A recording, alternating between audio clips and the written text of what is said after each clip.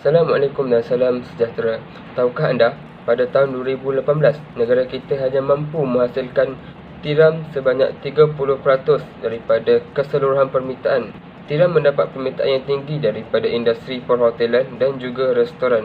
Tiram berasal daripada kumpulan molus, iaitu haiwan yang tidak bertulang dan mempunyai duri cangkerang yang dipegang oleh otot adikor. Ia diklasifikasikan di dalam keluarga Australidae yang hidup di habitat laut dan juga payau. Ia mempunyai nilai ekonomi yang tinggi kerana ia merupakan sumber bekalan makanan dan juga barangan perhiasan. Sifatnya yang berkilau, mempunyai peminat yang tersendiri dan sesuai digunakan sebagai barang perhiasan seperti mutiara. Selain itu, ia bertindak sebagai penapis air tercemar. Tiram membuka cangkera mereka untuk membolehkan air masuk melalui insang sebagai bekalan makanan dan juga bekalan oksigen. Ia juga lebih cenderung untuk berada di atas batu untuk membolehkan air pasang memenuhi keperluan mereka. Tiram sangat digemari oleh kesemua hidupan kerana dagingnya yang kaya dengan protein, memiliki kalori yang rendah dan juga mengandungi kalsium dan vitamin yang tinggi. Pada hari ini, Malaysia mempunyai kira-kira 200 penternak tiram yang mengusahakan tiram dalam peternakan semula jadi.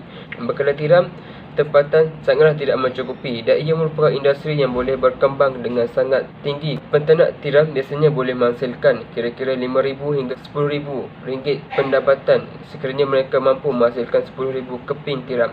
Pada tahun 2016, dengan kerjasama Universiti Sains Malaysia dan juga Universiti Malaysia Sabah, program penjanaan pendapatan melalui penternakan tiram telah diperkenalkan di Sabah. Hasilnya, pada tahun 2018, pengeluaran aquaculture untuk tiram di Malaysia adalah sebanyak 455.22 tan dan 399.32 tan adalah daripada Sabah. Terdapat seramai 180 orang peternak tiram yang berasal daripada Sabah dan selebihnya adalah daripada Semenanjung. Walau bagaimanapun, kita masih mengalami masalah kekurangan bekalan tiram disebabkan kekurangan pengetahuan dan juga kaki tangan yang terlatih, yang juga diakui sebagai kekangan utama dalam peternakan tiram. Okey, sekarang saya akan menerangkan kaedah peternakan oyster dekat Malaysia ni atau tiram di Malaysia ni. Yang pertama saya search adalah RAF atau dipanggil sebagai rakit. RAF ni kaedah yang biasa digunakan secara komersial dekat seluruh dunia ni. Bentuk rakit, bentuk dia akan jadi segi empat sama. Biasa standard size yang digunakan kat dunia ni ialah 7 meter darab 7 meter yang boleh menampung sebanyak 120 trays. 120 tray tu boleh dapat berapa oyster? Okay, kita lihat tray tu tray yang ada kat tu dia gunakan tayar sebagai tray tu. Faham tak? Macam tayar motor, tayar kereta tu dia digunakan sebagai tray. Kenapa? Sebab oyster ni dia bersifat, dia hidup dia melekat dekat substrate atau melekat kat substrate lah. Cekera hidup, akar pokok payu bakau. So dia oyster tu diorang ternak dengan melekatkan dekat tayar. Jadi tayar tu berapa banyak boleh dapat oyster kat tayar tu? Satu tayar. Dia depends on size tray tu. Kalau size tray tayar tu besar motosikal, dia tak boleh lebih 100 sebab dia kecil. Jadi kalau ambil tayar kereta, dia akan cecah 100 pada cecah 100 lebih pada satu tray tu. Next, faham konsep rakit ni bentuk rakit, cuma dia gantung tray tu dekat bahagian kayu-kayu tu. Next ialah kaedah RAS. Okey, RAS kalau yang RAS pula, dia sesuai buat kat kawasan-kawasan kecil, kawasan perkampungan. Kebanyakannya dekat belah-belah Kelantan dan Terengganu. Sebab kebanyakan nelayan situ dah mula menceburi bidang ni, dia akan gunakan kaedah RAS. Kenapa RAS? Sebab first dia makan kos dan dia juga boleh tahan lama. Dia sama je macam konsep rakit tadi, raffle. Sebab kebanyakan saiz yang digunakan untuk rak ni ialah 7 meter darab 7 meter. So dia punya hasil pun dia akan dapat 120 tray dalam yang standard size tu 7 meter darab 7 meter. Dia boleh guna size apa-apa, tapi standard size ialah 7 meter darab 7 meter. So 7 meter dan 7 meter tu pun hasil dia sama je, 120 tray. Itu yang kebanyakan kawasan-kawasan perkampungan ni dia akan gunakan kaedah RAS.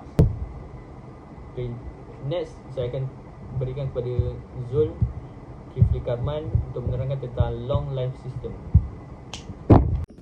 Okey, itu adalah berkaitan dengan rough dan juga rest system dalam oyster farming ni lah.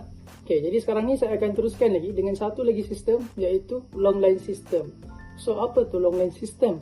Jadi long line system ni adalah satu platform di mana ianya diperbuat daripada tali dan sesuai digunakan dalam kawasan air yang terbuka lah, contohnya macam laut. So para penternak ni dia akan menggunakan tali sepanjang 150 meter, dan di sepanjang 150 meter tu akan ada oyster yang digantungkan dalam jaring. So maksudnya 150 meter ada oyster. Kemudian setiap 5 meter daripada 150 meter tadi ni akan ada pelampung lah untuk menampung berat oyster tadi tu. So itu adalah secara overall, secara gambaran berkaitan dengan oyster long line system ni. Semuanya untuk long line system ni akan ada satu masalah lah yang kita kena considerkan, iaitu akan ada organism yang seperti borer yang akan menempel pada kerang-kerang tadi tu, pada cangkerang oyster ni akan ada organism. Biasanya organism macam sponge borer ataupun worm borer. So borer-borer ni akan melekat pada cangkerang oyster tadi tu, kemudian dia akan merosakkanlah kulit cangkerang tadi tu, kulit oyster tadi. So macam mana kita nak overcome benda ni? Jadi para penternak ni dia telah menggunakan satu lagi kaedah, iaitu setiap 2 bulan ataupun 2 ke 3 bulan macam tu, para penternak ni dia akan ambil cangkerang tadi tu dan dia akan rendam dalam air tawar ataupun dalam garam yang pekat, contohnya macam natrium chloride. So nak katanya betapa susahnya penjagaan oyster ni. So sebab itulah kenapa oyster ni harganya mahal. Tapi kalau di Sabah dia murah sikit lah kan. So Sabah adalah syurga bagi seafood. Okay. Terdapat 4 jenis spesies tiram yang diternak di Malaysia, iaitu yang pertama Crassopteria belcheri atau dikenali sebagai tiram kapak yang diternak di Johor, Sabah dan Sarawak. Selain itu terdapat Crassopteria revolvaris yang diternak di Sarawak. Seterusnya Sarcopteria cuculata diternak di Sabah dan Sarawak, dan yang terakhir Ostrea folium yang diternak di Kedah. Pada tahun 2021 terdapat sejenis spesies tiram yang satu-satunya terdapat di dunia dan hanya terdapat di muara Sungai Muar di Johor, dan telah disahkan sebagai spesies yang baharu dan dinamakan dengan Crassopteria magallana saidi, sempena dengan nama orang yang menemukan tiram ini, iaitu Encik Mat Saidi Mohamad. Nama lain bagi spesies ini adalah tiram putih. Penyelidik dari Institut Antarabangsa Akuakultur dan Sains Akuatik UPM, Dr. Nurlina Wong mengesahkan bahawa spesies ini tidak terdapat di kawasan lain. Spesies ini dinamakan tiram putih kerana mempunyai isi yang berwarna putih seperti krim dan mempunyai rasa yang enak dan berkualiti tinggi berbanding dengan tiram kapak. Assalamualaikum. Hari ini saya ingin berkongsi 4 fakta menarik tentang tiram. Bila sebut tentang tiram, teringat set makanan laut yang dihidangkan dalam filem Mr. Bean. Memang kembang tekak bila lihat tiram mentah terhidang sebegitu.